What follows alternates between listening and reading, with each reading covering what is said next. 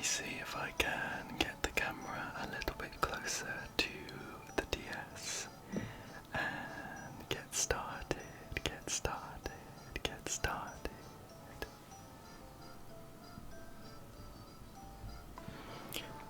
Okay, I think that's a bit better.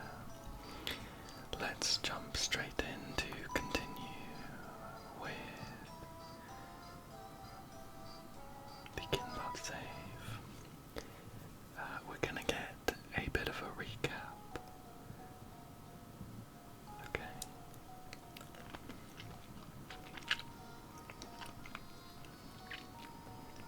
Our story so far.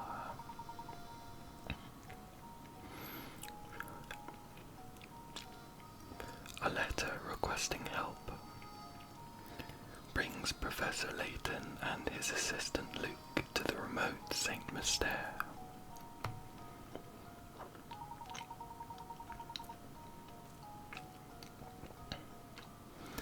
After solving a puzzle, the pair are able to cross the drawbridge that leads into the village.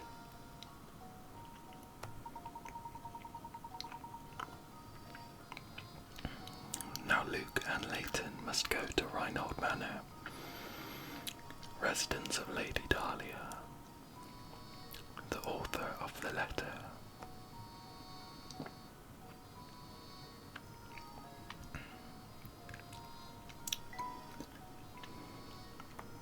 Okay.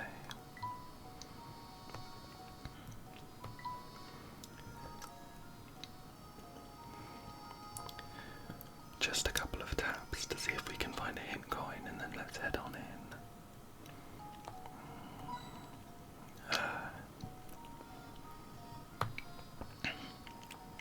There's one.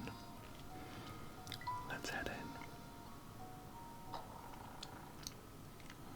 Okay.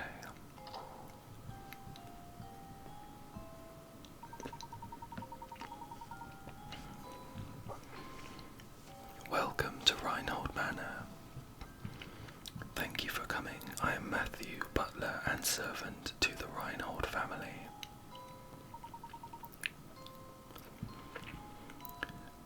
Everyone is waiting upstairs for you. But before you go, I have a message from Lady Dahlia. She has requested that you look at this puzzle. Please do not be taken aback. My lady has the strangest sense of propriety sometimes. Okay, straight in with our first puzzle. We've got some instructions here about moving a match. Yeah. You can spin it just like that, or move it like that. Let's head to the puzzle. Puzzle number 9 is called One Poor Pooch. Okay. The matches below are arranged in the shape of a dog. This poor little doggy was just minding his own business when a car came barreling down the road and ran him over. Move 2 matches to change the picture so that it shows the dog after the accident. All puzzles are a matter of perspective, so don't assume that you'll be looking at the dog from this side by the time you're finished with this one. Okay. So we can move any of these matches around. Shall we just give it a go? Yeah, okay. So we can shift the matches around. And that counts as moving just one match. Right.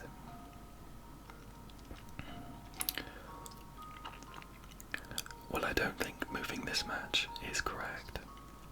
So let's reset and give it a think. I think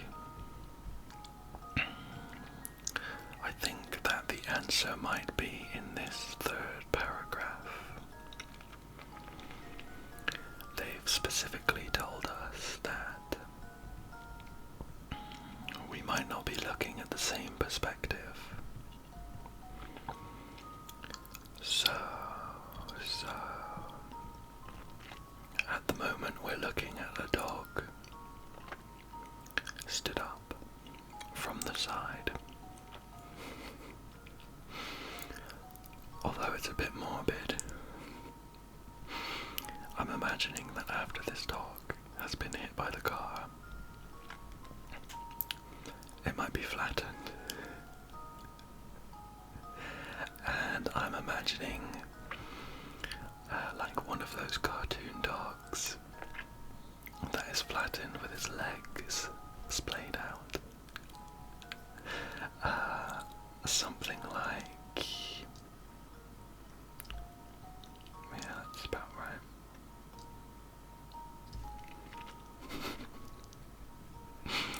Something like that, unfortunately. That looks a bit like a flat dog, doesn't it? Shall we see if they like that as the answer?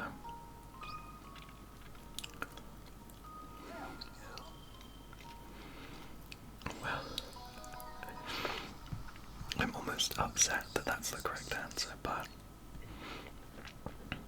I'll take the picarettes. The car flattened the poor dog. Let this be a lesson to you. Be aware of your surroundings when driving. Okay. That's absolutely correct. My commendations, sir. Again, I do apologize for the strangeness of the request. Now please walk this way. We mustn't keep Lady Dahlia and company waiting. Okay, perfect. Right. Shall we see what's going on in this room? Perfect. A hint going right there. And what about here? No, how about these paintings? Could this be another Reinhold family portrait, Luke says? How about the paintings over here? There's something to look at. Professor, look at these paintings on the wall here.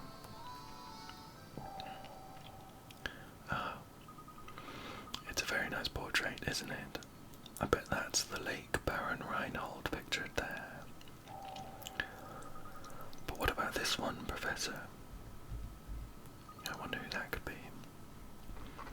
Who could this pretty girl be? The two portraits are next to each other, so they're likely family. She's probably the Baron's daughter. That's exactly right, sir, says Matthew. You are looking at a portrait of Flora, the late Baron's daughter. Pardon me for asking, but I couldn't help but notice your keen interest in art. Would you care to take this old frame with you? It used to hold the most wonderful painting. However, all that's left of it now is this small scrap. Okay, we got a painting scrap. The painting option has been added to the trunk. You can assemble the fragments of the old painting here. To access the painting, touch the trunk to open it, then tap the painting icon. So this is a piece of that old painting then. How interesting.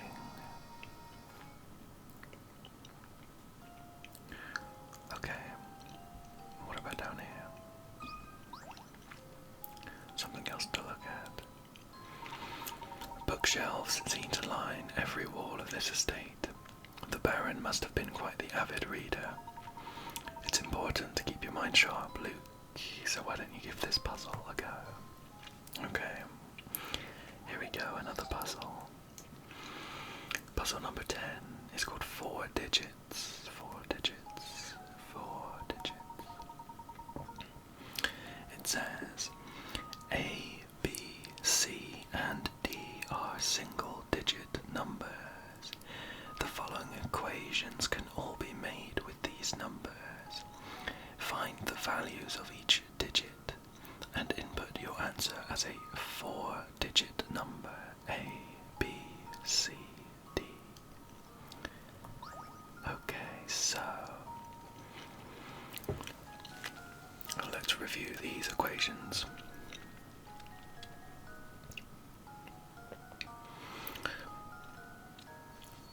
Okay, so we've got A plus C equals D. A multiplied by B equals C. C minus B equals B. A times 4. A multiplied by 4 equals D. Okay.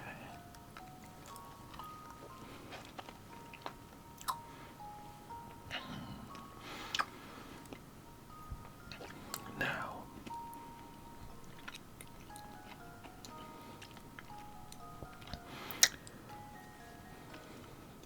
it doesn't say that each of the digits is different, so I don't think we should assume that. But I'm looking at this equation here as a particularly helpful one. If we add b to both sides, then we get c equals 2b. C is double b.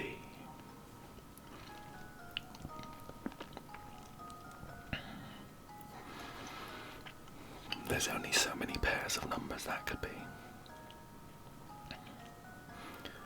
But we now have something that we could substitute into another equation. For instance, this one. If we substitute in c equals 2b, actually, can we draw here? No, we can. Okay, let's just note that down. C equals 2b. If we substitute that in here, just up there, then we get a multiplied by b equals 2b. Then if we divide both sides by b, we get a equals b. No, sorry. We get a equals 2.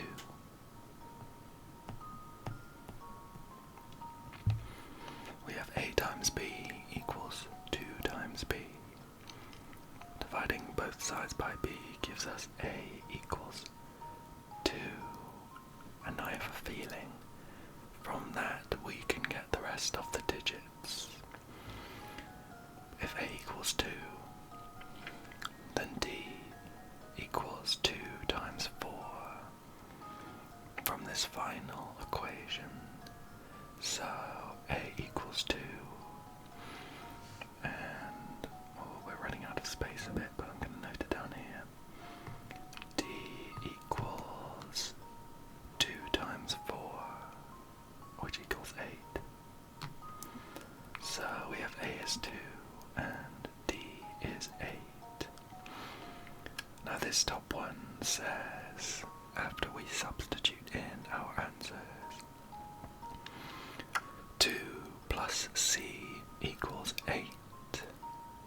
Or in other words, c equals 8 minus 2, which is 6.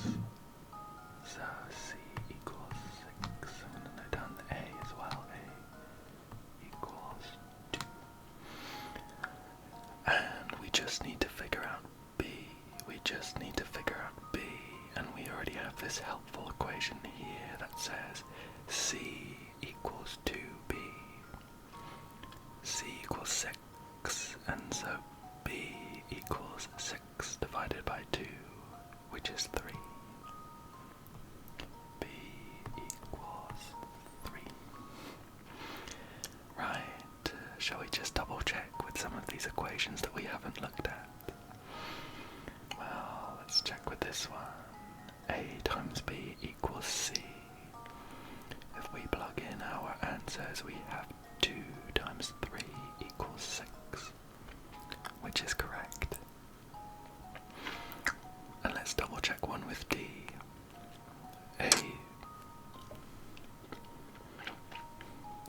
A plus C equals D. If we plug in our answers, we have 2 plus 6 equals 8. Well, I think we have our answer then.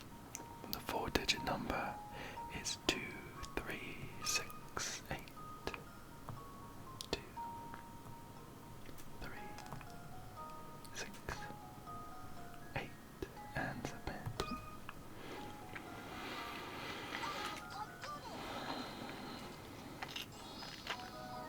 Okay,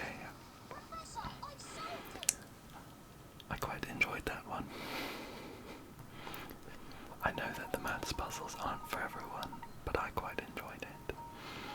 That's right. A, B, C, D equals 2, 3, 6, 8. Since A plus C and A times 4 both equal D, then C must equal A times 3. If C minus B equals B, then C must also equal B times 2. The only single-digit number divisible by both 2 and 3 is 6. Once you know that C equals 6, the rest is easy. I like that the game took a different approach to solving that. Okay. How did you like the puzzle, Luke? I hope it has prepared you for tackling more difficult puzzles. Okay. Right. Let's see if Matthew has anything else to tell us, and then we'll head up the stairs. Please make your way to the first floor, he says. Okay, let's head on up. Oops. Up the stairs we go. Wow. A cutscene.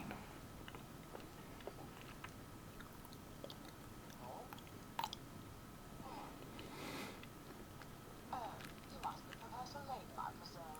It's an honor to make your acquaintance. Oh no, a precious old mind.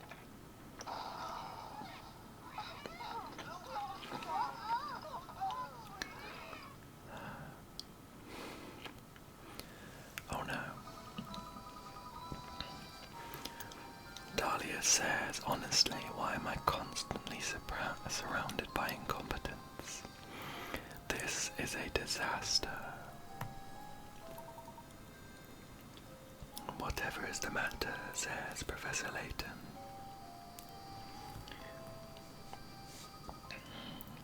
Oh, this is simply terrible. My dear sweet baby, my Claudia. Your Claudia. Sweet, sweet Claudia, my honeykins, my smoochie pie, my baby. Matthew, Claudia, Dahlia shouts for. Well, what a conundrum we have found ourselves in. Lady Dahlia has lost her cat, but we have more important things to do. Look, there's a puzzle hidden here, Professor. On the chandelier.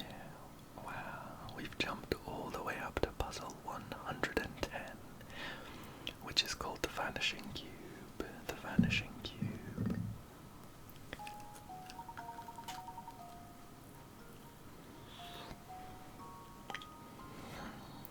Okay.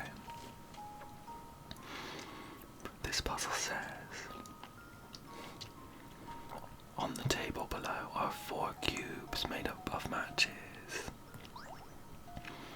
Can you change 4 cubes to 3 by moving a single match? How interesting.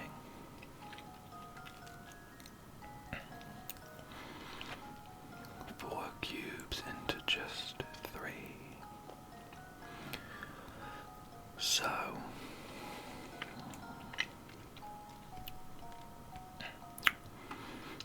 it wouldn't make sense to move one of these corner ones, or one of these edge ones rather, because then we'd have a floating match. That wouldn't make sense. I wonder if moving one of these central ones would help us at all.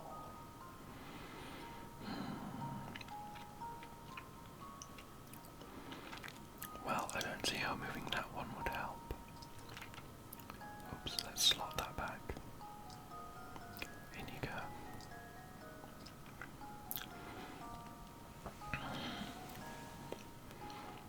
How about this one? No, I don't think so. So, I wonder if we're going to end up... Oh, you know what? I think I've just seen it. I was wondering if we were going to end up with any cubes that were larger. But actually, with just a perspective change, we could solve this one. This match here is one single match that implies a whole cube. So if we move it, spin it a bit, and slot that back in, that now looks like we've got one cube here, one cube here, and just one more cube here with a gap in the middle. So to me that looks like just 3 cubes now. Let's submit.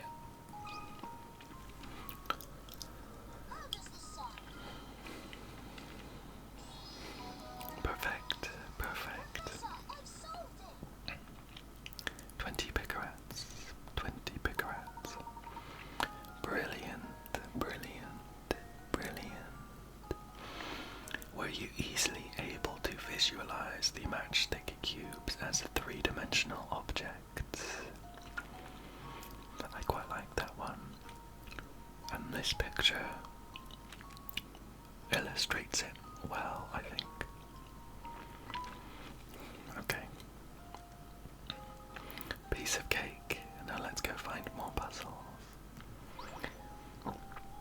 I wonder if we can find any more puzzles before having to inevitably deal with Lady Dahlia. Shall we tap on a few more things? Tap. How about this one? Tap. Oh, a coin. Tap, tap, tap. And what about the sofa? Tap. No. How about this large gentleman in the back?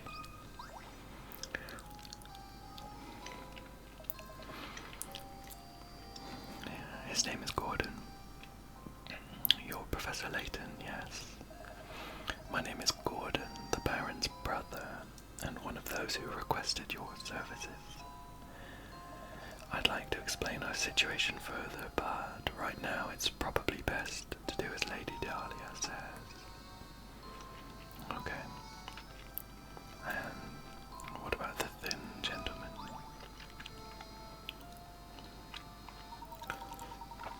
His name is Simon. The name's Simon. I'm Baron Reynolds' nephew.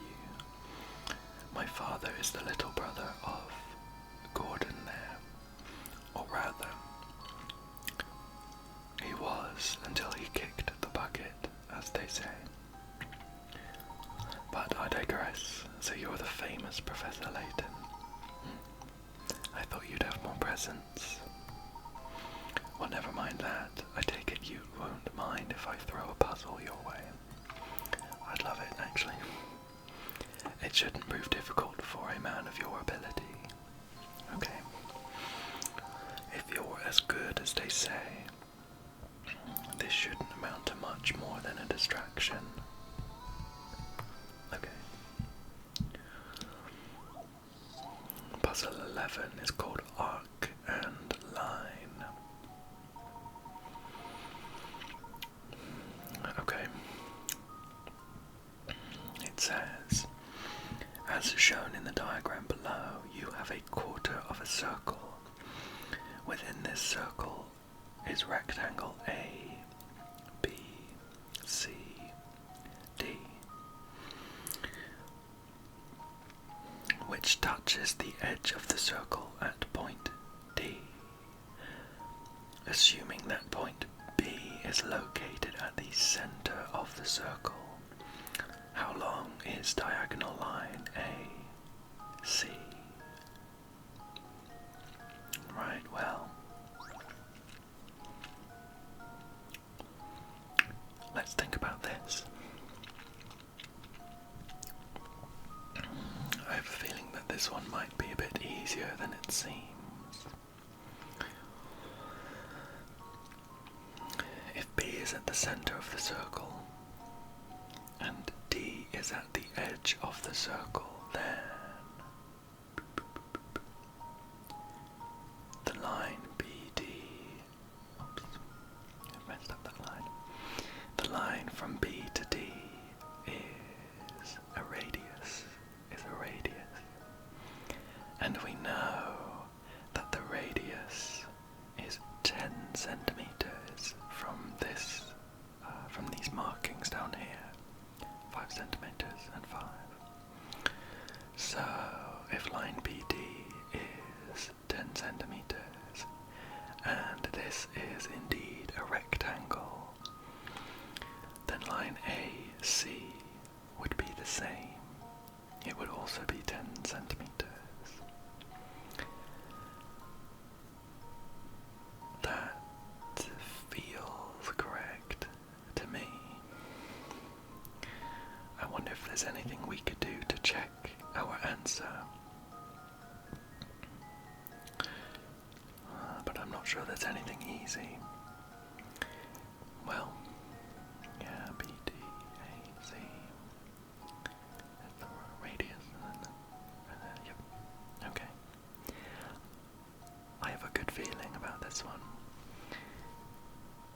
10 centimeters. Yeah.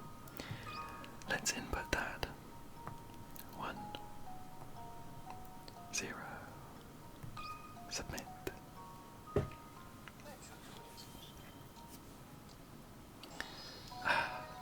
Perfect. Another fun one. Let's see how the game explains it. That's right. Diagonal line AC is the exact same length as diagonal line BD. BD is the same length as the radius of the circle. So, once you've worked that out, the only thing left to do is add 5 and 5 to make 10. Very nice. Oh, it appears that you're the real deal, Professor. I apologize for doubting you there. It seems you've quite the mind for puzzles. A lesser man than I might consider jealousy to be a reasonable response. I think you should listen to Lady Dahlia. Okay. Well, there's one more person to talk to. Let's see, a bit of a sugar. Yeah. Just get that little bit of sugar off the screen. Oh, yes, just Matthew left. I wonder if he'll have anything else to say to us. My lady, what is it? What in the world happened? My little Claudia got scared and ran off. Didn't you see her dart out of the room? I must have missed her. I'm terribly sorry, my lady.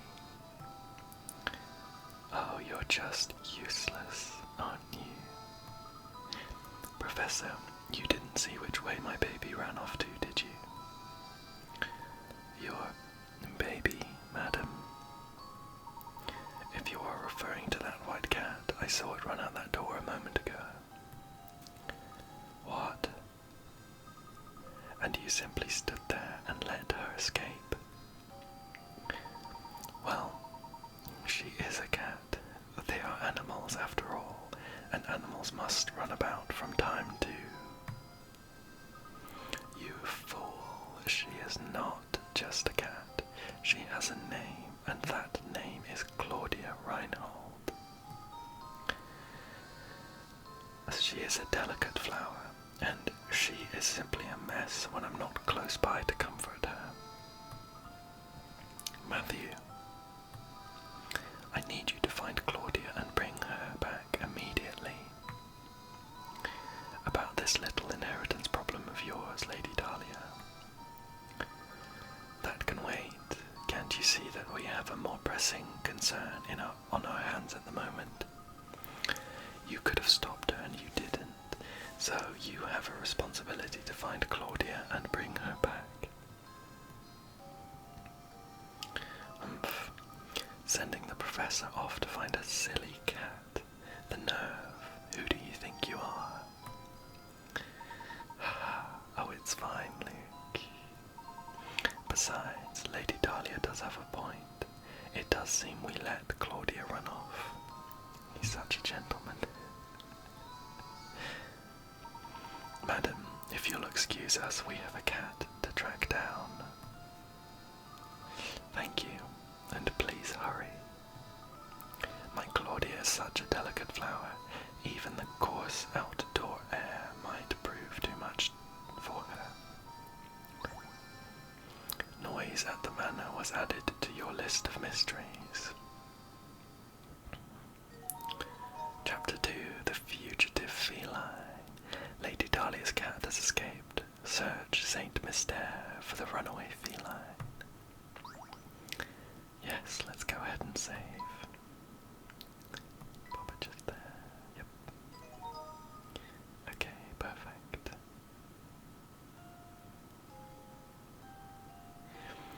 Right. Let's chat to this fellow again. He didn't have much to say to us before we spoke to Lady Dahlia.